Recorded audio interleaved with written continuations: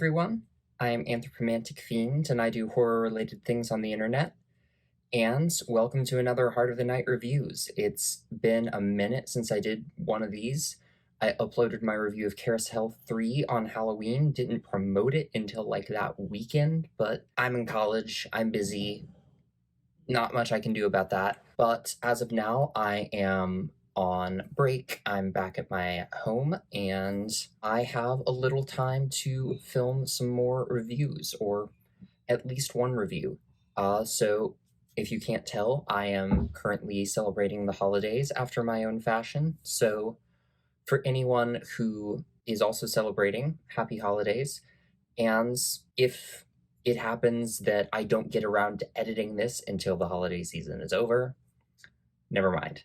But today I am bringing you a movie that has nothing to do with the holiday season.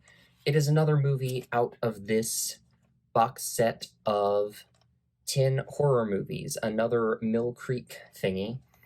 If you remember, I filmed my review of Bunny Man out of this box set over the summer. Wasn't a huge fan of that one. And today I am reviewing The Lake on Clinton Road.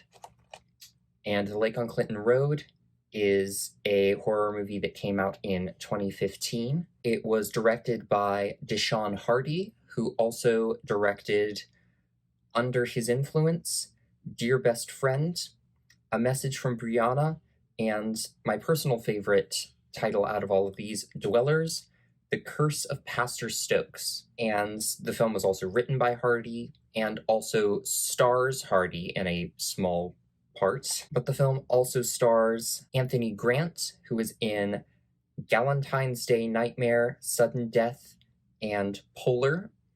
Tina Kraus, who is in Cannibal Doctor, The Thirsting, and the Donald Farmer movie, An Erotic Vampire in Paris. Alan Bendick, who is in Dwellers, the Hardy movie, The Brawler, and Somnium. And Leah Jones, who is in Teen Lust, Anything Goes, and Drive Through, the Story movie. And before I get into any kind of a plot synopsis for this, I do just quickly want to say these reviews are very spoiler heavy, so if you want just to know should you go and see this, I would look at some other very basic reviews of this. Check out my Letterboxd link in the description below to see what rating I gave this, and that should pretty much tell you whether or not you should go to see this. But this review, I'm going to be getting into maybe not as much as I do usually, but I'm going to be getting into what happens in the plot throughout this movie, and we'll probably be spoiling a lot of plot points in the process. So if you want to go in blind, go elsewhere to just get a basic rating and figure out whether or not you should look for it. But I'm going to get into the movie now. So basic plot synopsis, there is what I suppose in a show like Supernatural would be called a woman in white type of scenario. There is a woman who lives by a lake and ends up drowning her children. We are never really given a clear explanation why, except that there's supernatural shit in the area. The film opens with like a police interrogation with her saying that something sort of made her do it, but that has happened, and then years down the line, a group of teenagers looking to party, of course, decide that the house that she stayed in is the place that they are going to go and party. And that is, of course, by a lake that is on Clinton Road. So the score for this movie was done by Paul Ilga Jr., whose only other credit I could find music-wise was a short movie called Auxiliary. And the score is nothing particularly remarkable, but I liked it okay. Especially the opening theme has a very kind of Midnight Syndicate, Nox Arcana, creepy gothic piano music feel to it. And then later down the line, we get some more droney synthesizer stuff. And it's nothing super special, but I liked it, especially when we get that more distinctive melody at the beginning. And then I think it's the same melody that they bring back during the end credits, but with drums over it. And that added another sort of dynamic to it that I liked. So music was fine. Story-wise, I think The opening that I mentioned gets across the point pretty well. It's kind of frenzied in the way it's filmed, in terms of the way the acting is done, but the police interrogation of the woman clearly established that she allegedly drowned her children and that she attributes it to some other force. She's very frightened of water when one of the cops accidentally spills some water on her, and she's saying something about something having made her done it. So I think they very quickly and decently, clearly deliver the premise of what the actual horror element of the movie is there quite well. The bulk of the movie, though, is the teens at the cabin, and it is a very generic horror movie setup. As soon as they did it, I was like, oh boy, what could possibly go wrong here? And their idea of partying is just these long montages of them drinking together, the guys in the group doing some very voyeuristic peeping on the women in the group. This movie objectifies the shit out of them all the time, and I kind of hate it. And I was just like, is this how normal people party? Because I'm not a fan.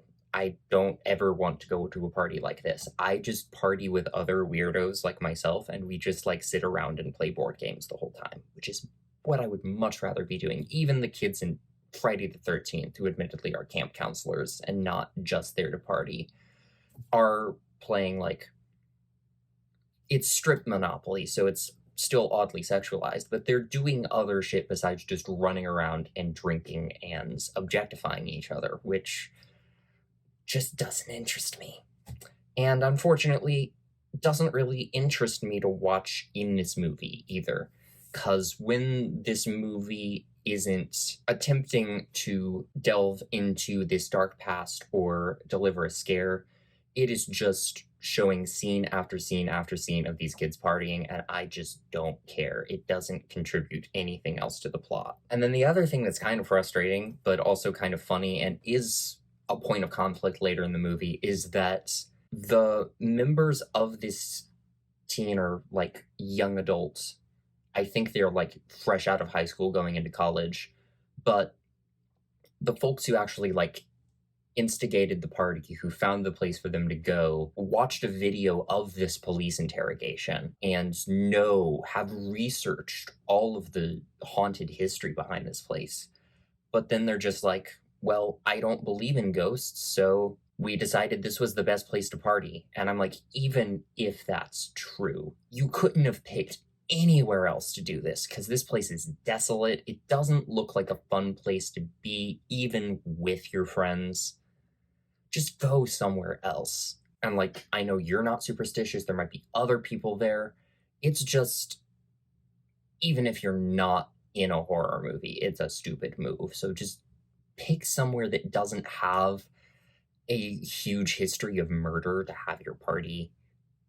But if you didn't do that, there wouldn't be a movie. So, when we do get into the history aspect of things, it's never really explained clearly enough, but it is kind of interesting. We have one of the main characters in the group. I don't remember any of these kids' names, so don't expect me to use them. But this is the character played by Leah Jones, and she goes and finds a bunch of photographs of, I'm assuming, the woman and her children, but previous residents of this house, and they look very creepy. And she finds one that looks like her, and it's a very sort of The Shining, you've always been the caretaker type of moment, where it seems like she's always been meant to be there and has been mysteriously drawn back, but it's just never clear. Again, we never get a real explanation on what the motivation for any of the drowning is, or a really clear explanation of the history of what happened at the cabin. I just want to know. I'm sure they're trying to leave it a mystery to be scarier, but really it's the most interesting aspect of this movie's story. So I just want them to really delve into why whatever this entity is that made this other woman drown her children and is now making Leah Jones's character attack other people by possessing her. I want to know why it's doing it, or how it got there at least. Like, give me something to sink my teeth into and get interested in, because it's not there. Also, it is probably not my place to comment on this whatsoever, but one of the main characters, who is very toxically masculine and also just happens to be a black man, at one point says something like believing in ghosts is essentially white people shit, which may be true.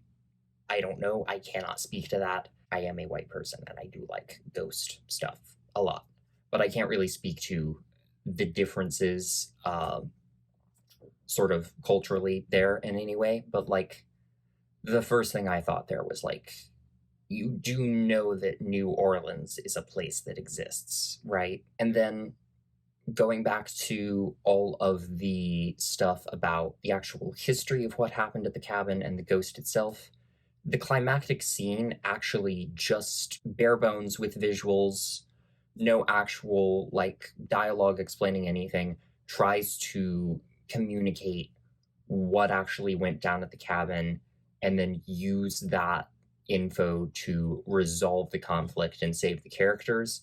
And I can appreciate that. I can see that.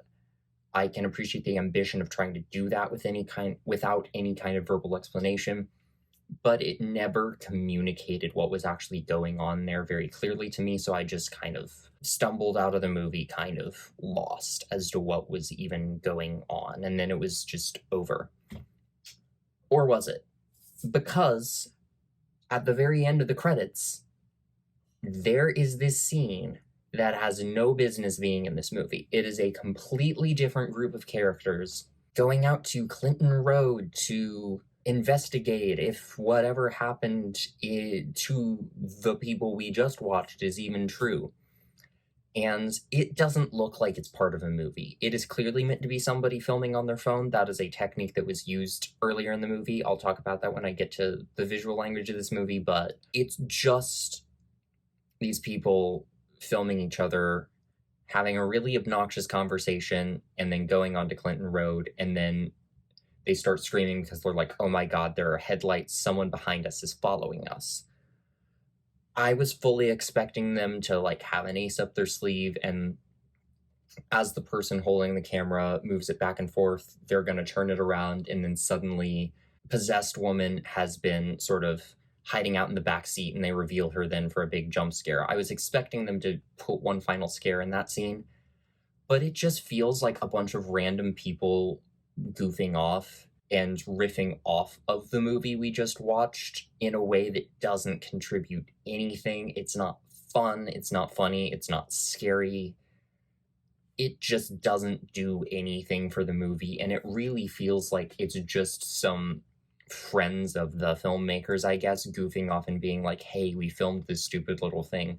Do you want to put it in their movie? And then we're like, yeah, sure, we'll tack it on at the end. And it feels like it feels like a video me and some of like my family's friends would have made when we were hanging out one day as kids, is to like try to make a horror movie with no editing, just one camera, just goofing off somewhere, and it never really panned out or anything, which is fun when you're just kids goofing off with a camera. But to put it in an actual movie, I didn't enjoy watching it. I thought it was going to pay off somehow, but it didn't. It had no business being in the movie. I really want to know why it was even in there in the first place. And then visually speaking, at first I was just going to be like, holy mother of God, there's too much shaky cam in this movie. It turns out there are just shots in this movie that are filmed as people actually filming things from their phone. Because I'm talking about that cold open, which is eventually revealed as being an actual video that some of the main characters are watching online of a police interrogation. But the way it's filmed is just so frenetic that it's like, I don't know what I'm looking at. I don't like looking at this, but given that it's supposed to be an actual video, fine. Also, there's something within the visuals of this that I thought was interesting. I guess there are references in what they are looking at about the area at the very beginning, looking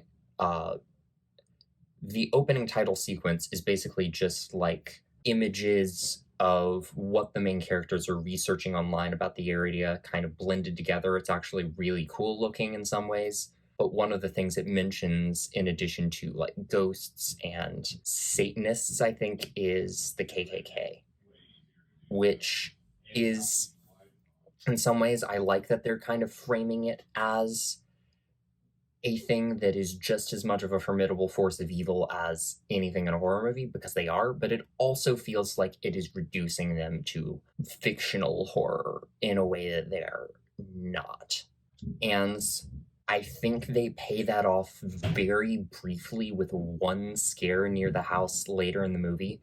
But if you're going to address something as big as that kind of racism and cruelty that's a very real world thing within your horror movie, I would make a much bigger deal out of it. I would sort of either find more ways to sort of punch up at that kind of racism, and if you're going for a horror comedy, sort of mock a bunch of bigoted people, or if you're doing a straight ahead horror movie, which is what I think this movie wants to be, really crack down on how awful that is. And if you're going to include that, just don't include it as like a throwaway scare of something horrible and historical that's in the area. If you're going to address something as heavy as that, I would really address it instead of just making it a scare and a thing that's in the movie. But the director of this movie is a black man, and so are many of the cast members. So if you want me to shut the fuck up,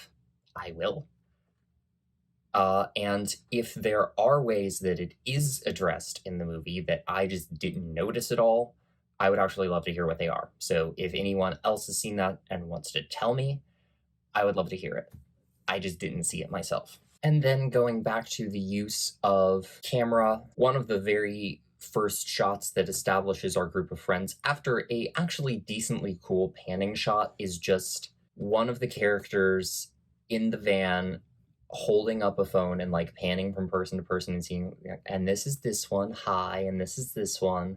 And I've seen it done in other horror movies. I just watched the Netflix movie A Classic Horror Story yesterday, and it does the same thing. It's not an uncommon way to both clearly establish who your main characters are and do it on a reasonably limited budget, but please, please, please put your camera in landscape mode before you do that. Don't film it like this, because everything else in the movie is filling up the entire screen, looks pretty decent, and then you've got this short clip in the middle that's like a tiny little rectangle in the middle of the screen with these huge areas of black space. And it's just like, why? Your phone was capable of filming it the other way. Why did you do it like this, please? In terms of the way the horror is presented visually, the creepy stuff throughout a lot of the movie is actually mostly relegated to the background in ways that I thought was kind of cool.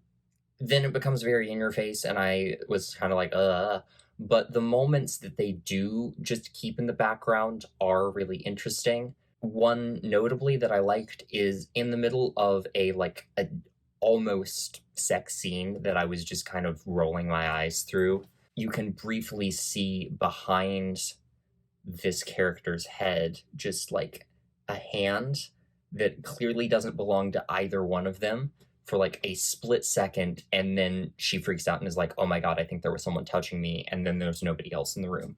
And it's only there very briefly, but it is only barely noticeable, and it is kind of unsettling, and I liked that. On the other hand, there is this sped up effect that is put on every ghost in this movie, and it looks silly.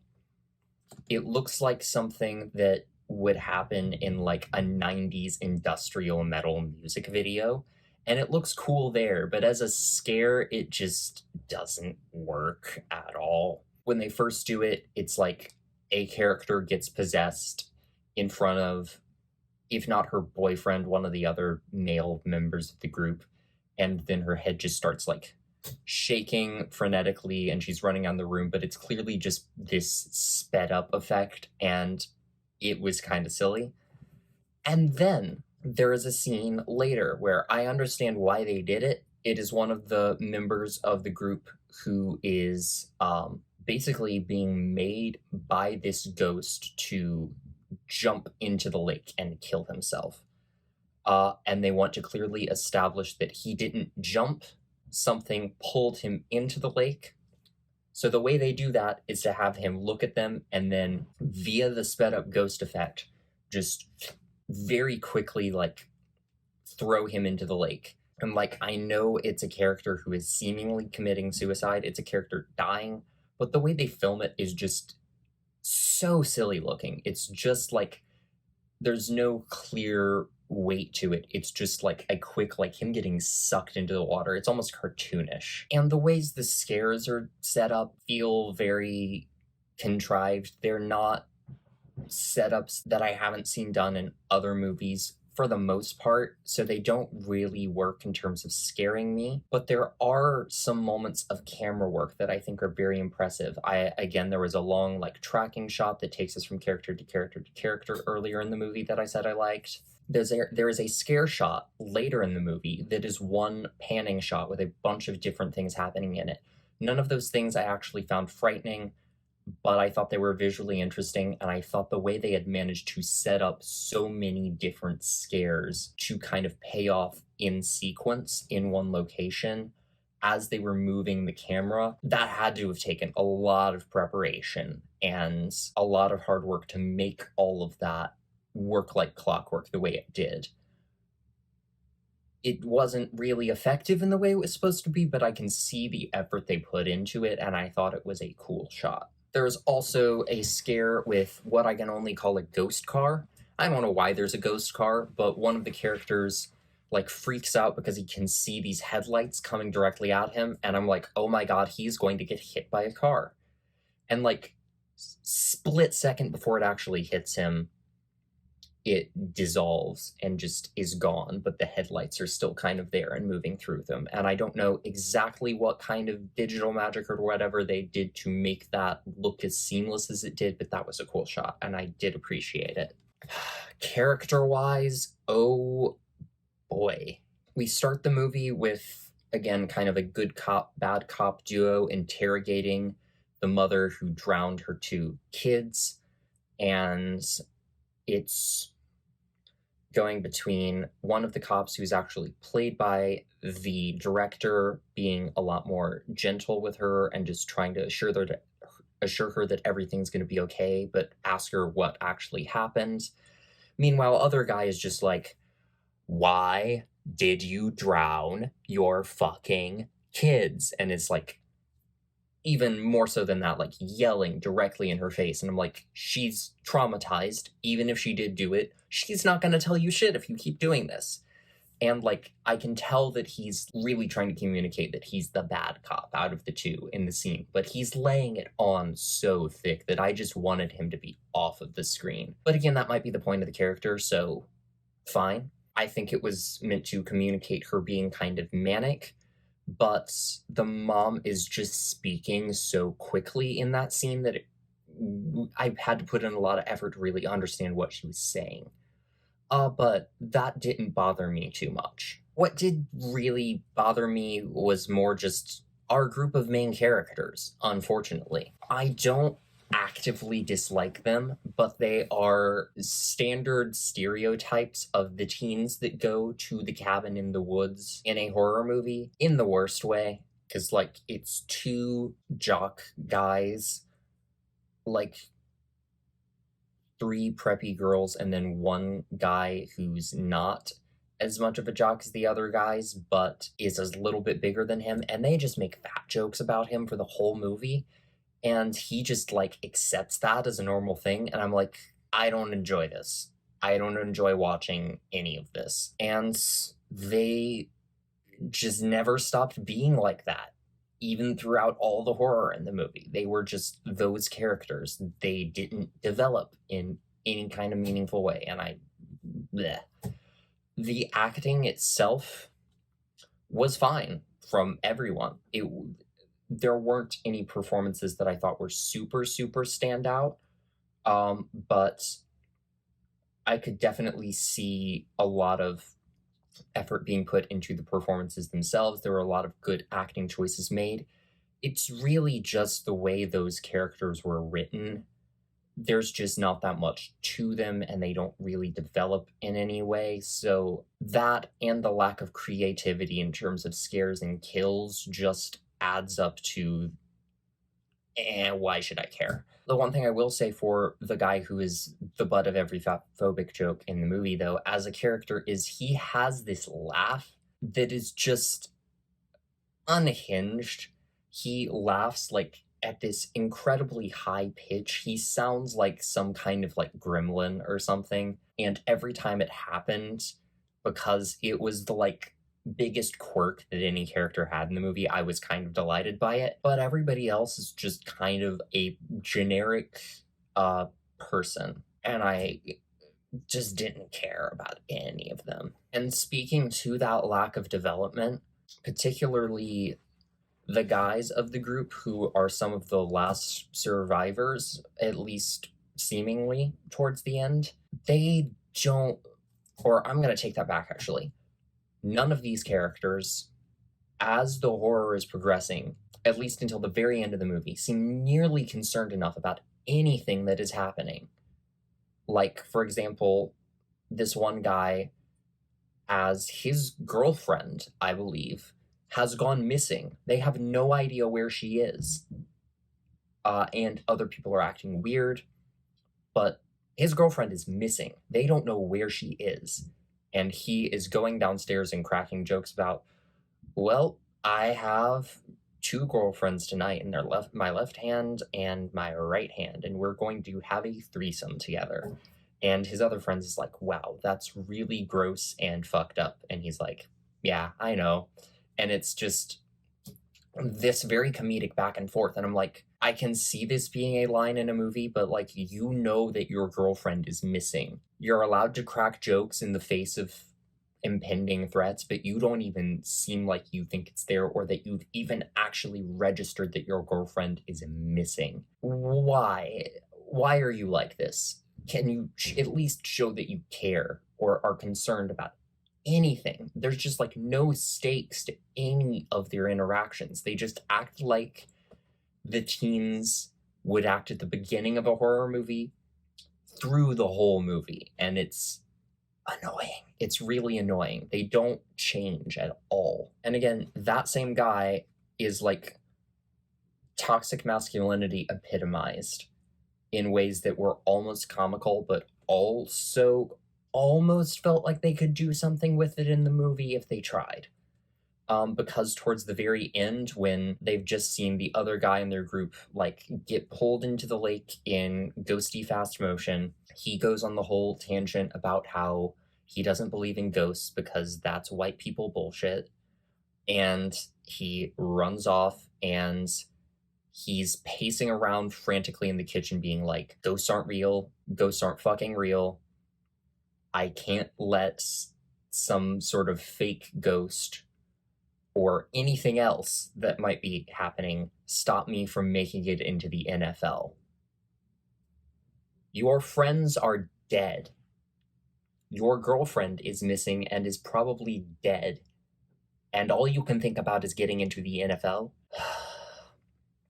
And then after he makes that speech, he like punches the fridge multiple times and then takes his shirt off and walks out of the room. And I'm like, that is the most overly macho thing I've seen in my entire life. And it's kind of hilarious. Because then like a minute later, he's just like frantically trying to work out. And in that moment, despite the fact that I'm making fun of it, I could actually see him trying to cover up his insecurity with this hyper macho attitude. And there is a sense that there could be some much greater distress going on under that he's trying to cover up. And that is where I think the nuance comes in. I just don't think they do that much with it in the movie, actually. And then kind of going off of the sports thing later, he and the other guy who are both still living at this point have a little speech together when they're outside the cabin and sort of steeling themselves to go back in so that they can get their keys, hotwire the car, and leave. They're having a big conflict over whether or not they should do anything. And we actually get some sort of like character background on them because apparently they were both on the same sports team in college, and there's this whole speech between them about, hey, you remember this one time when I was like saying I could call this play and you would make it? And he's like, yeah, I said that you were full of shit and that I couldn't do it. And he's like, well, yeah, but then I did it anyway and you made it. So let me call the play this time. We are going to go in and we are going to survive. It's a very small, minimal thing, but I liked how it actually tied into their personalities and their past experience and used that to move the plot forward. It was one of the nicest pieces of writing in the movie, to be honest. And then effects-wise, there's not a ton to talk about. The possession makeup that they actually put on Leah Jones's character is minimal, as is a lot of the blood that they put on other characters, because there's not really any gore in this movie. There's just like people getting slammed up against things, getting minorly injured before they die. But all of that looks decent. There is also some like CGI on a ghost kid's face that I didn't much care for, but effects wise, practically, it looks like they have objects rigged to move across the floor on their own accord or rise up off of the floor, or one of the characters gets dragged across the floor at a later point in the movie. And I'm really more interested in how they rigged all of that stuff and if anything had to be digitally removed, because all of that looks very practical and on set to me, and I actually thought it was pretty cool. And then finally, just going back to music that isn't the score, they have some like hip hop, pop, dubstep, dance music, things that are all kind of in that territory, songs that they play over these montages of them partying, and I was not feeling it. I was kind of annoyed with it, but then looking in the credits, at least one of those songs was actually written by one of the actors and performed by him, so I actually liked that they had his song in the movie. It wasn't for me, but I liked that it was there. There is one moment where kind of it's the same scene I was talking about with the hand behind the head. One of the characters starts performing this very objectifying striptease essentially in front of her boyfriend, and I was like really rolling my eyes at it.